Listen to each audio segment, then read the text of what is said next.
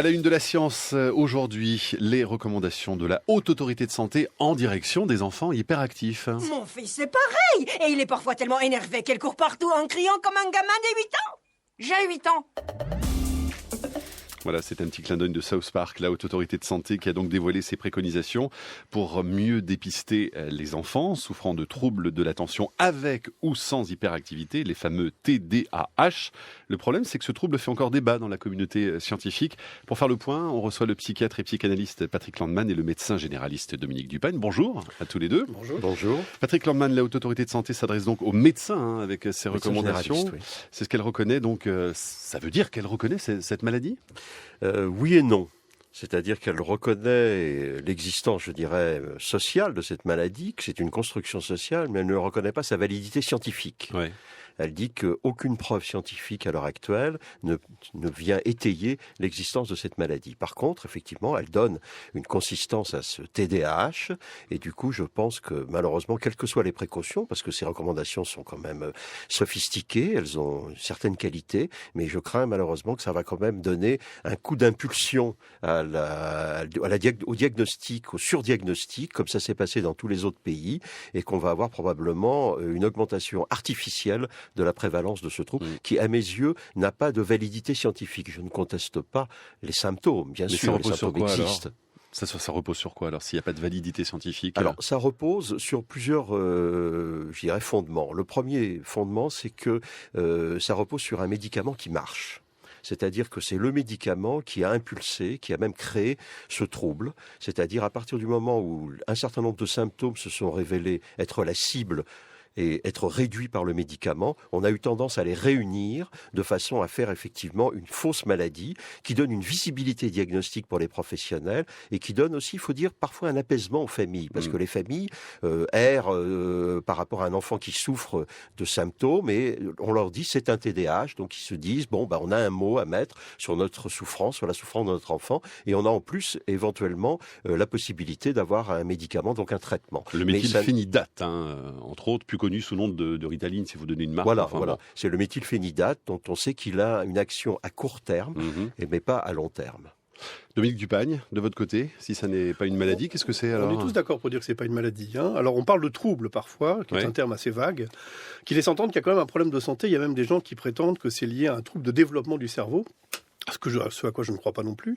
En fait, c'est un caractère, c'est un ensemble de traits de caractère qui caractérisent des enfants qui ne sont pas faits pour vivre dans une société actuelle, policée, assis dans une classe pendant 30 minutes à 30 en étant sages. Ce sont des enfants qui sont faits pour vivre dehors, qui sont des gens qui sont génétiquement faits pour être des guerriers, des chasseurs. Vous prenez ce qu'on appelle un TDAH et vous le mettez chez des chasseurs-cueilleurs, il va très content, bien. il va vous ramener du gibier. Mais bien sûr, il est le roi de la fratrie, il n'est pas du tout malade. C'est bien, c'est et le problème qu'on a, c'est qu'actuellement, on a une contrainte sociale qui s'appelle l'école et qui est une torture, vraiment une torture pour ces enfants qui, encore une fois, accumulent un certain nombre de symptômes et pour lesquels il se trouve, et c'est vrai que c'est une coïncidence, il se trouve qu'il y a un traitement qui marche. Donc c'est un traitement pour une non-maladie, ça peut paraître bizarre, mais pour l'instant, on a d'autres équivalents. La pilule, c'est un traitement qui est même beaucoup plus dangereux d'ailleurs que la Ritaline et qui est donné à des femmes uniquement pour le confort de leur vie sexuelle. Elles ne sont pas malades, les femmes qui prennent la pilule. Donc on est à peu près dans l'équivalent, c'est-à-dire un médicament qui est destiné à apporter du confort social pour une non-maladie, mais qui pose des problèmes très importants. Et on parlait de surdiagnostic. Aux États-Unis, oui, on est le surdiagnostic. C'est-à-dire on donne en fait de la Ritaline à tous les enfants qui courent, grosso modo. Enfin, j'exagère, mais c'est un peu n'importe quoi. En France, on est dans le sous-diagnostic, c'est-à-dire qu'on parle à des médecins du TDAH. Déjà, ils ne savent pas ce que c'est, ils ne comprennent pas. On n'a pas été formé à ça. Et il y a vraiment un lobbying anti-TDAH très important qui conduit à sous-prendre en charge les enfants. Patrick Landman, ils sont nombreux ces enfants? Oui, alors aux États-Unis, c'est 11%.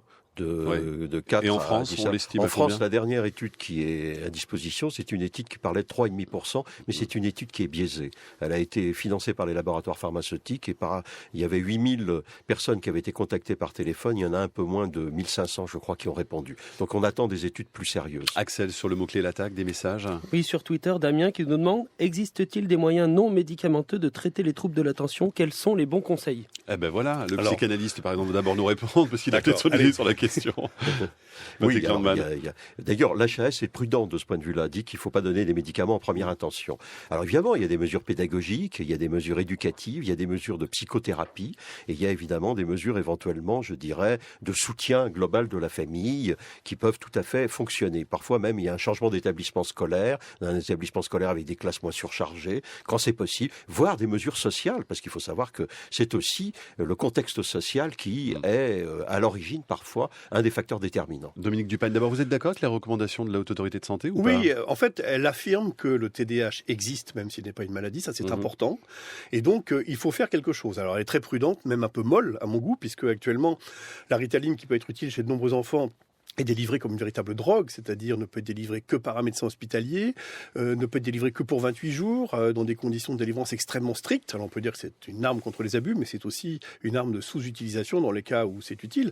On parlait tout à l'heure de 3,5%, ça c'est le nombre d'enfants qui seraient avec un TDAH, sachant qu'en plus il n'y a pas de frontière entre le TDAH et le non-TDAH. On est plus ou moins un TDAH, mais en revanche le nombre d'enfants traités est beaucoup plus faible en France. Oui. Patrick Landman, vous partagez pas le même avis que Dominique Dupagne. Hein. Vous parliez de surdiagnostic tout à l'heure et vous craignez les dérives aussi des prescriptions je crains une abusives. dérive parce que ça va devenir un pôle attractif. Tout le monde va être éventuellement, comme il y a un médicament qui marche à court terme, on va être attiré. On avait déjà eu ça avec le Prozac où il y avait de plus en plus de dépressifs parce que le Prozac avait marché, enfin était supérieur. Et puis surtout, je pense que il y a aucun signe spécifique. Tous les enfants sont un petit peu hyperactifs et il y a aucun, je dirais, c'est un fourre-tout avec des enfants immatures, des enfants, comme le disait très justement le docteur Dupagne, il y a des enfants qui sont avec des potentiels particuliers, qui sont pas adaptés. Tout ça va être mélangé avec des vraies pathologies, comme l'épilepsie, par exemple, qui peut entraîner de ce type de symptômes. Enfin, sauf que ça sauve certaines familles, quand même, la prescription de cette molécule pour des enfants hyper agités. Voilà. Alors, ça permet effectivement de donner un nom à une souffrance et permettre effectivement un répit. Moi, je suis pas opposé par principe à la prescription de méthylphénidate. Ça peut être tout à fait nécessaire quand les autres méthodes n'ont pas marché et qu'on a affaire à une situation qui se dégrade, un enfant qui se déprécie, à une situation ingérable. Mais vous dites attention aux abus et aux erreurs du diagnostic possible aussi. Et alors maintenant, on l'étend, si vous voulez, de plus en plus aux adolescents, avec les risques d'usage abusif, comme booster, comme dopeur, comme dopage, et aux adultes maintenant aussi. Dominique? Le problème, c'est qu'à côté du petit pourcentage de gens qui ont vraiment un problème qui peut être résolu par la Ritaline améliore les performances d'un quart de la population quand elle travaille. Moi, mes parents prenaient du Maxiton pour faire leurs études quand ils allaient dans les années 50. C'était de l'amphétamine en vente libre et tout le monde prenait ça pour préparer ses examens. Absolument. Et donc, c'est vrai qu'il y a un risque d'utilisation abusive si on libéralise trop. Moi, il me semble que pour l'instant, on est plutôt de l'autre côté du balancier, c'est-à-dire qu'on est dans le sous-usage et surtout, on parlait des mesures non médicamenteuses. Je rêverais bien sûr qu'il y ait des écoles adaptées de type Montessori avec 10 élèves par classe pour tous les TDAH. On n'a pas ça, on n'a pas de solution. Donc soit on accepte l'échec scolaire de son enfant, soit on utilise un produit qui a un côté dopant, c'est un dopant scolaire qui permet à l'enfant de s'adapter à une situation pour laquelle il n'est pas fait. Ou alors il faut les emmener à la chasse.